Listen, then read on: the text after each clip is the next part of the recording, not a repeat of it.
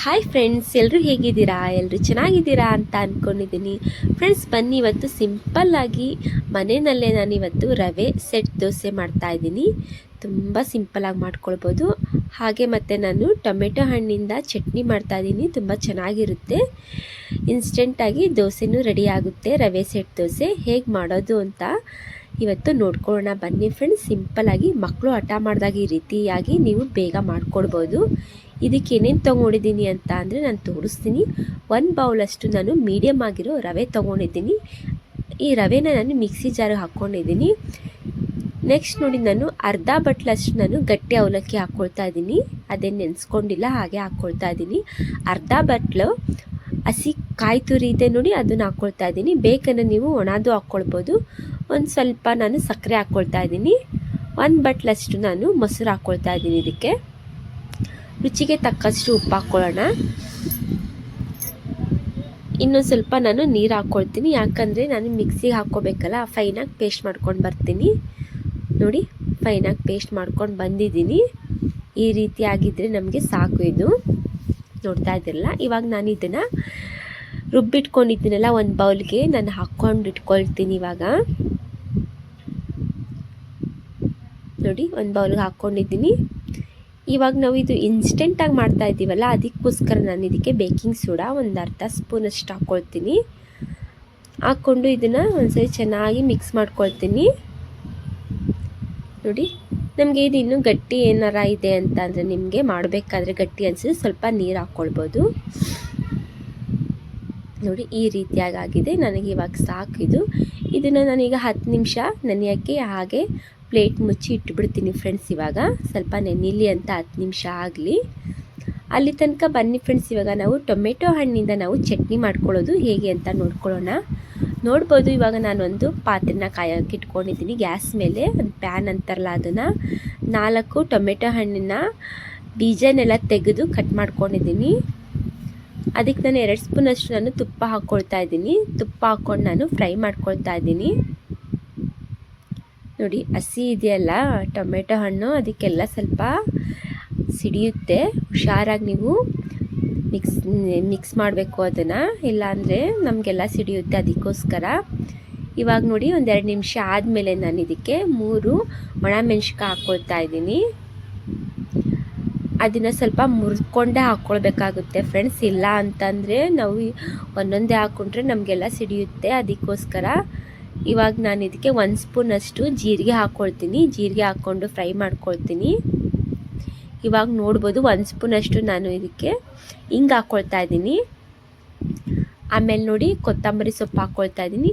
ಈ ಥರ ಬೇರಿಂದ ನಾವು ಹಸಿ ಇರುತ್ತೆ ನೋಡಿ, ಅಂದರೆ ಎಳೆ ಎಳೆ ಬೇರೆ ಇರುತ್ತಲ್ಲ, ಇದೇನಾಗೋದಿಲ್ಲ, ತುಂಬಾ ಚೆನ್ನಾಗಿರುತ್ತೆ. ಈ ಬೇರಲ್ಲೇ ನಮಗೆ ತುಂಬ ಒಳಗೆ ಪೋಷಕಾಂಶ ಅಂತಾರೆ ನೋಡಿ, ಇದೆಲ್ಲ ಸಿಗುತ್ತೆ. ಅದಕ್ಕೋಸ್ಕರ ನಾನು ಬೇರಿಂದನೇ ಹಾಕ್ಕೊಳ್ತಾ ಇದ್ದೀನಿ. ಅದು ಎಳೆ ಇದೆ, ಅದಕ್ಕೋಸ್ಕರ 1-2 ಸ್ಪೂನಷ್ಟು ನಾನು ಕಡಲೆಕಾಯಿ ಬೀಜ ಹಾಕ್ಕೊಳ್ತಾ ಇದ್ದೀನಿ. ಅದನ್ನು ಹಾಗೆ ನಾನು ಕಡಿಮೆ ಫ್ಲೇಮ್ ಇಟ್ಕೊಂಡೆ ನಾನು ಉರಿತಾ ಇದ್ದೀನಿ ನೋಡಿ, ಈ ರೀತಿಯಾಗಿ. ಆಮೇಲೆ ರುಚಿಗೆ ತಕ್ಕಷ್ಟು ಉಪ್ಪು ಹಾಕ್ಕೊಳ್ತಾ ಇದ್ದೀನಿ.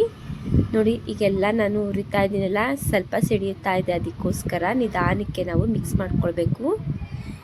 ಇವಾಗೆಲ್ಲ ಇದು ರೆಡಿಯಾಗಿದೆ ಫ್ರೆಂಡ್ಸ್. ಇವಾಗ ಇದನ್ನು ನಾನು ತಣ್ಣಗಾಗೋಕ್ಕೆ ಬಿಟ್ಟುಬಿಡ್ತೀನಿ 2 ನಿಮಿಷ. ಇವಾಗ ತಣ್ಣಗಾಗಿದೆ ಫ್ರೆಂಡ್ಸ್. ಇವಾಗ ನಾನು ಮಿಕ್ಸಿ ಜಾರ್ಗೆ ಹಾಕ್ಕೊಂಡು ಇದನ್ನು ಪೇಸ್ಟ್ ಮಾಡ್ಕೊಂಡು ಬರ್ತೀನಿ.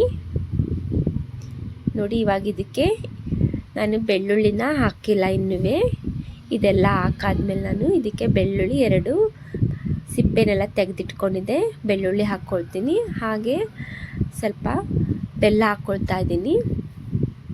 ನೋಡಿ, ಇವಾಗ ಈ ಥರ ನಾನು ರುಬ್ಬಿಟ್ಕೊಂಡು ಬಂದಿದ್ದೀನಿ, ಪೇಸ್ಟ್ ಮಾಡ್ಕೊಂಡಿದ್ದೀನಿ ಚಟ್ನಿನ, ನೋಡ್ಬೋದು. ಇವಾಗ ನಾನು ಅದನ್ನು ಒಂದು ಬೌಲ್ಗೆ ಹಾಕ್ಕೊಂಡು ತೋರಿಸ್ತಾ ಇದ್ದೀನಿ. ಈ ಥರ ಟೊಮೆಟೊ ಹಣ್ಣಿಂದ ಚಟ್ನಿ ತುಂಬಾ ಟೇಸ್ಟ್ ಕೊಡುತ್ತೆ ಫ್ರೆಂಡ್ಸ್. ನೋಡಿದ್ರಲ್ಲ, ಈಗ ತೋರಿಸ್ತಾ ಇದ್ದೀನಿ. ತುಂಬ ಸಿಂಪಲ್ಲಾಗಿ ಟೊಮೆಟೊ ಹಣ್ಣಿನ ಚಟ್ನಿ ಮಾಡ್ಕೊಳ್ಬೋದು.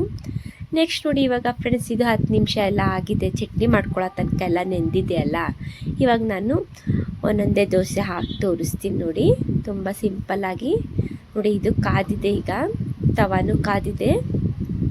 ಇವಾಗ ನಾನು ಸ್ವಲ್ಪ ಎಣ್ಣೆ ಹಾಕ್ಕೊಂಡಿದ್ದೆ ಒಳಗೆ. ಇವಾಗ ನೋಡಿ, ನಾನು ಒಂದೇ ಸೌಟ್ ಹಾಕ್ಕೊಳ್ತೀನಿ, ಜಾಸ್ತಿ ಹಾಕ್ಕೊಳ್ಳೋದು ಬೇಡ ಇದಕ್ಕೆ. ಇದು ರವೆ ಸೆಟ್ ದೋಸೆ ಅಂತ ಹೇಳ್ತಾರೆ ಇದಕ್ಕೆ. ತುಂಬ ಈಸಿಯಾಗಿ ಬೇಗ ಮಾಡ್ಕೊಳ್ಬೋದು. ಬಾಯಿಗಂತೂ ತುಂಬ ರುಚಿ ಕೊಡುತ್ತೆ ಫ್ರೆಂಡ್ಸ್. ಇದು ಅಷ್ಟು ಟೇಸ್ಟ್ ಇದೆ ಅಂತ ಅಂದರೆ ತುಂಬ ಟೇಸ್ಟ್ ಇದೆ. ನೀವು ಒಂದ್ಸಲಿ ಟ್ರೈ ಮಾಡಿ ನೋಡಿ, ನೋಡಿದ್ರೆ ಬಿಡೋಲ್ಲ ನೀವು, ಅಷ್ಟು ಚೆನ್ನಾಗಿ ಬಂದಿರುತ್ತೆ ದೋಸೆ. ನೀವು ಟ್ರೈ ಮಾಡಿ ನೋಡ್ತೀರಾ ಅಂತ ಅಂದ್ಕೊಂಡಿದ್ದೀನಿ. ವಿಡಿಯೋನೂ ಇಷ್ಟ ಆಗಿದೆ ಅಂತ ಅಂದ್ಕೊಳ್ತಾ ಇದ್ದೀನಿ. ವಿಡಿಯೋ ಇಷ್ಟ ಆದರೆ ಈ ವಿಡಿಯೋಗೆ ಲೈಕ್ ಮಾಡಿ, ಕಮೆಂಟ್ ಮಾಡಿ. ಹಾಗೆ ಹೊಸಬ್ರು ನೋಡ್ತಾ ಇದ್ದೀರಲ್ಲ ಫ್ರೆಂಡ್ಸ್, ನನ್ನ ಚಾನಲ್ನ ಸಬ್ಸ್ಕ್ರೈಬ್ ಮಾಡ್ಕೊಂಡು ನೋಡಿ. ವಿಡಿಯೋ ಇಷ್ಟ ಆಯ್ತಂದರೆ ಲೈಕ್ ಮಾಡ್ಕೊಳ್ಳಿ, ಮತ್ತು ಎಲ್ಲ ಫ್ರೆಂಡ್ಸಿಗೆ ಫ್ಯಾಮಿಲಿಗೆಲ್ಲ ಶೇರ್ ಮಾಡಿ.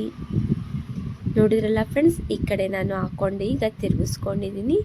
ಈ ಕಡೆ ನಾನು ಸ್ವಲ್ಪ ಎಣ್ಣೆ ಹಾಕ್ಕೊಳ್ತಾ ಇದ್ದೀನಿ. ನೋಡ್ಬೋದು ಹೇಗೆ ಕಲರ್ ಬಂದಿದೆ ಅಂತ.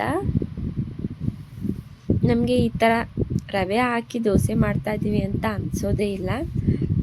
ನಾವು ಹೇಗೆ ಅಕ್ಕಿ ನೆನೆಸಿ ದೋಸೆ ಮಾಡ್ತೀವಿ ನೋಡಿ, ಆ ರೀತಿಯಾಗೆ ಬಂದಿದೆ ದೋಸೆ. ತುಂಬ ಸಿಂಪಲ್ಲಾಗಿ ಮಾಡ್ಕೊಳ್ಬೋದು ನೋಡಿ. ಈಗ ನಾನು ಇನ್ನೊಂದು ಹಾಕ್ಕೊಳ್ತೀನಿ. ಈ ಕಡೆ ಒಂದೆರಡು ನಿಮಿಷ ಬೇಯೋಕ್ಕೆ ಬಿಟ್ಬಿಡೋಣ. ಇದು ಹಸಿ ಇದ್ರೆ ನಮಗೆ ಬೇಗ ಬರೋದಿಲ್ಲ. ಸ್ವಲ್ಪ ಅದು ಕೆಳಗೆಲ್ಲ ತುಂಬ ಸ್ವಲ್ಪ ಚೆನ್ನಾಗಿ ಬೆಂತಂದರೆ ನಮಗೆ ಬೇಗ ಎತ್ತೋಕ್ಕೆ ಈಸಿ ಆಗುತ್ತೆ, ತೆಗಿಯೋಕ್ಕೆ. ನೋಡಿ, ಇದು ಇನ್ನೊಂದು ಸ್ವಲ್ಪ ಹಸಿ ಇತ್ತಲ್ಲ, ಅದಕ್ಕೆ ಬೇಗ ಬರಲಿಲ್ಲ ನಮಗೆ ತೆಗಿಯೋಕ್ಕೆ. ನೋಡ್ಬೋದು ಫ್ರೆಂಡ್ಸ್ ಎಷ್ಟು ಚೆನ್ನಾಗಿ ಬಂದಿದೆ ಅಂತ ದೋಸೆ. ಕಲರು ನೋಡಿ ಎಷ್ಟು ಚೆನ್ನಾಗಿ ಬಂದಿದೆ ಅಂತ ನೀವೇ ನೋಡ್ಬೋದು ವಿಡಿಯೋದಲ್ಲಿ. ಓಕೆ ಫ್ರೆಂಡ್ಸ್, ಇಷ್ಟೇ ಇವತ್ತಿನ ವಿಡಿಯೋ. ನೋಡಿದ್ರಲ್ಲ, ಮನೆಯಲ್ಲೇ ನಾವು ಎಷ್ಟು ಬೇಗ ರವೆ ಸೆಟ್ ದೋಸೆ ಮಾಡ್ಕೊಳ್ಬೋದು. ಅದಕ್ಕೆ ನಾನು ಟೊಮೆಟೊ ಹಣ್ಣಿಂದ ಚಟ್ನಿ ಮಾಡಿದ್ದೀನಿ. ತುಂಬ ಚೆನ್ನಾಗಿರುತ್ತೆ ನೋಡಿ, ಎಷ್ಟು ಸ್ಪಾಂಜಿಯಾಗಿ ದೋಸೆ ಬಂದಿದೆ ಅಂತ ನೀವೇ ನೋಡ್ಬೋದು. ಬಾಯಿಗಂತೂ ತುಂಬ ಚೆನ್ನಾಗಿದೆ. ಮಕ್ಕಳಿಗಂತೂ ಈ ಥರ ಮಾಡಿಕೊಟ್ರೆ ಇದಕ್ಕೆ ಚಟ್ನಿನೇ ಕೇಳೋದಿಲ್ಲ ಅವರು, ಅಷ್ಟು ಚೆನ್ನಾಗಿದೆ. ಚಿಕ್ಕ ಮಕ್ಕಳಿಗಂತೂ ತಿನ್ನಿಸೋಕೆ ತುಂಬ ಈಸಿ ಆಗುತ್ತೆ ಈ ಥರ ರೆಸಿಪಿ. ಚಿಕ್ಕ ಮಕ್ಕಳಿಗೆ ಮಾಡಿಕೊಡಿ, ತುಂಬ ಇಷ್ಟಪಟ್ಟು ಖುಷಿಯಾಗಿ ತಿಂತಾರೆ. ಓಕೆ ಫ್ರೆಂಡ್ಸ್, ವಿಡಿಯೋ ಇಷ್ಟ ಆದರೆ ಲೈಕ್ ಮಾಡಿ, ಕಮೆಂಟ್ ಮಾಡಿ, ಶೇರ್ ಮಾಡಿ. ಓಕೆ, ಬಾಯ್ ಬಾಯ್.